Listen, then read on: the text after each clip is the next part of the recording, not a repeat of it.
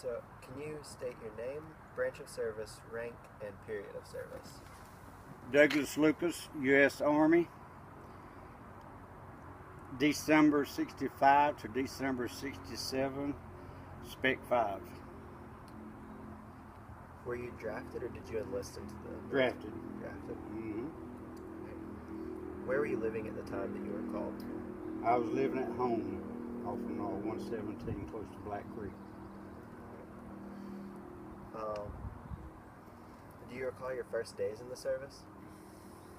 Well, we're going to see how we're going to do this. First of all, I was at home, and I went to the mailbox, and I got this nice letter telling me that we want you. So the first thing you do is go to Raleigh, see whether you mentally or physically able to go. Then after that, after I got back home waiting to be sent off to Fort Jackson, South Carolina, that's when it all kind of hit me, and I said, this is not good. Being 20 years old, I had other things on my mind. I didn't mind it, but I know a lot of guys that hit the bushes when they got the letter, so I went with it. Thank you for your service. Mm-hmm. What area of Vietnam were you in? Let me get this here. He ain't be able to see it, but I'll show you, and I got your souvenir. I was in the Central Highlands. If you look at this,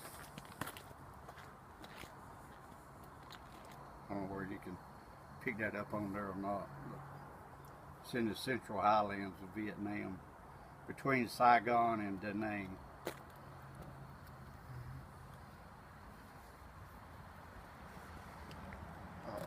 Do you remember arriving there at first? Oh, yeah. Impressions, what it was like?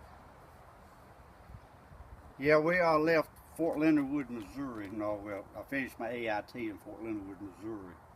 Then I got a week's vacation. Went from Raleigh to Oakland, California. Left Oakland, then to Saigon. And when we hit Saigon, they were under heavy mortar fire. That lasted, a couple hours maybe. Then we were shipped up to the Central Highlands from there. That's where I stayed for, 371 days. Wow. Count them all. What was your job or assignment? My MO was combat engineers. We were a support unit for the 1st Cav.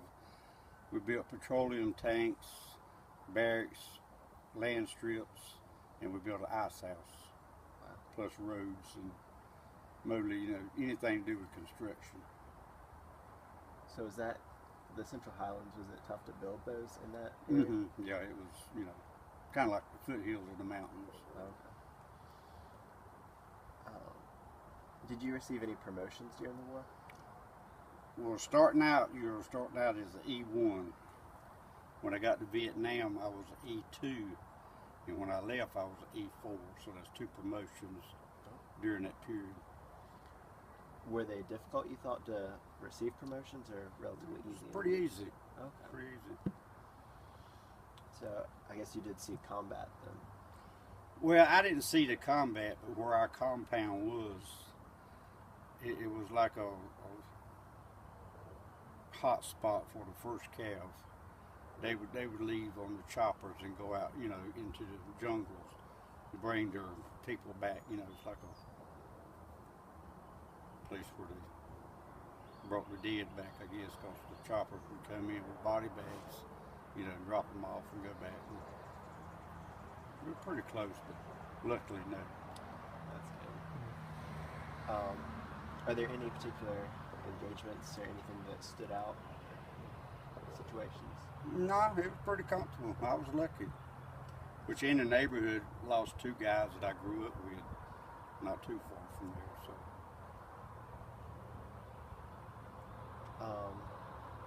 Did they use Agent Orange? Yes. Why? Yeah, I've come in contact with that. And a friend of mine that I went with, he has died from that since then. So I've been diagnosed with it. So. As far as that Agent Orange, when they spray it like a mountaintop, it just, the foliage was just like, you know, it was like a bare spot. Nothing's left. Everything's gone.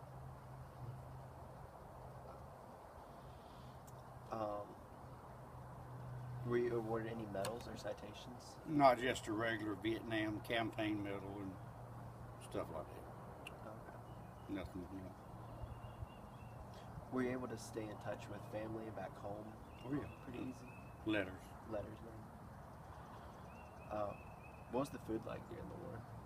Well, we started out with sea rations. That's everything in a can. But at the very end of the tour, we had a mess hall. Okay. Yeah, so it's good food. Yeah. That's good. Picked up a lot of weight. Were there plenty of supplies the supply lines Oh, able to stay in? Just about anything you want. Were any of the supplies surplus from the Korean War or World War II? I couldn't say. Okay. They never checked the expirations. I don't know. So, did you have much free time in the camp just to relax? Well, like a normal 8-hour work day, then after that you were pretty well on your own. Okay. And most time spent with either writing letters or, you know, just talking with the guys over there. Not a lot of activities going on. Did you form any close friendships during the... Oh yeah. Did you receive any leaves that you could... Yeah, I had a week that I went to Tokyo. Okay. That's what they call R&R. Mm-hmm. I went to Tokyo for a week long during that period, that year. What type of things did you do there? Just visit, you know. Anything to get your mind off? Yeah, you know, just up and down the streets, you know, shopping and, you know, sightseeing and stuff like that. It was nice. Do you recall any particularly humorous or unusual events? No, not really. What did you think of your officers? Did you think they were competent and kept the safety of the troops in mind? I think they're real good. Real good. Did you keep any kind of personal record during the war? No.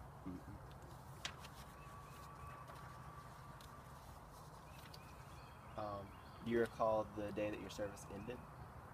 What, the full 2 years or the service in Vietnam? Either one, whichever one.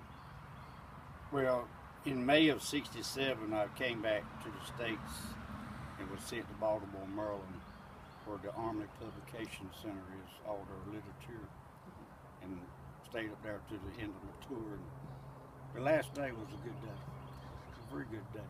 Celebrate. Mm-hmm. How did you react to the news when you first found out that you were coming home from Vietnam? That was an extra good day. Real good. Because I was fortunate than a lot of the other guys, you know, so I was happy.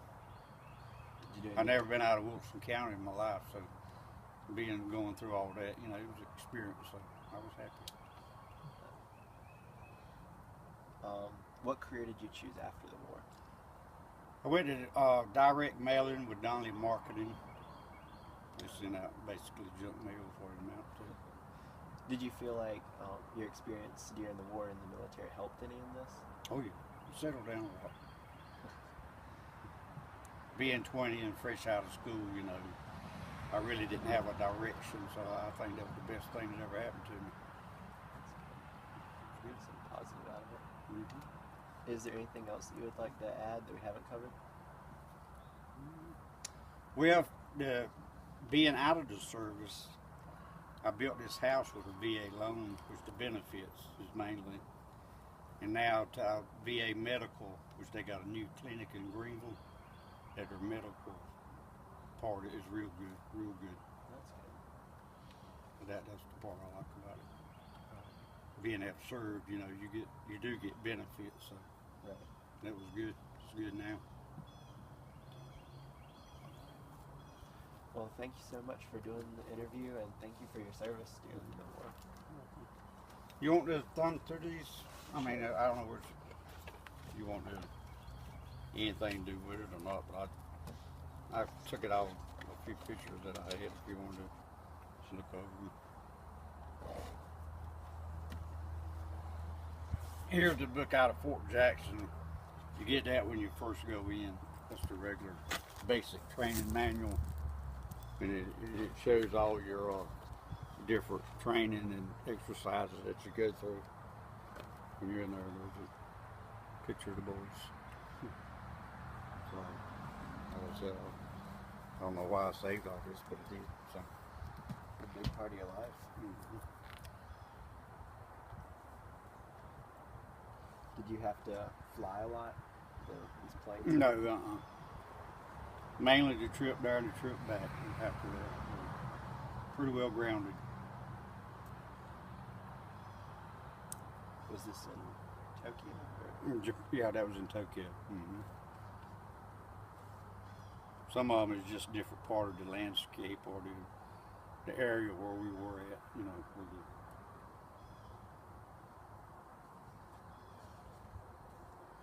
some of the guys I was with.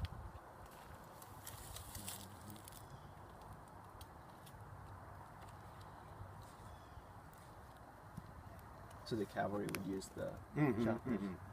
Oh, that was a day and night thing. Well, 20 or 30 continuously, just never stopped, non-stop. In and out all night long, day and night.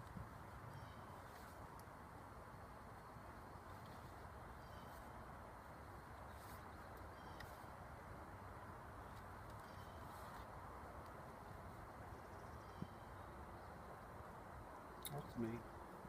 My first day, my new haircut.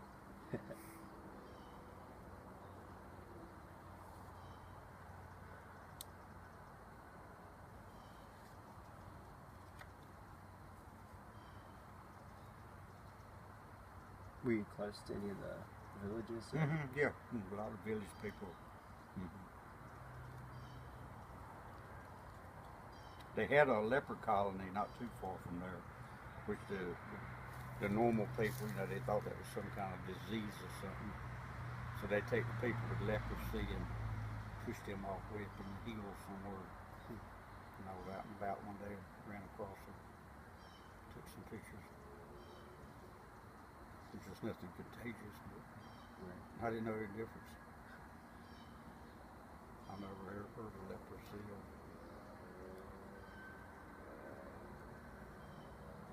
Grandpa. Yep.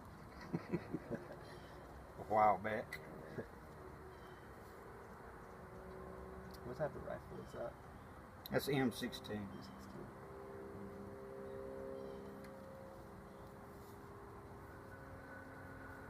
Now, I was a lucky man, Lucas. About 55,000 of them won't, so the training that I got is where they sent me. I guess it saved me.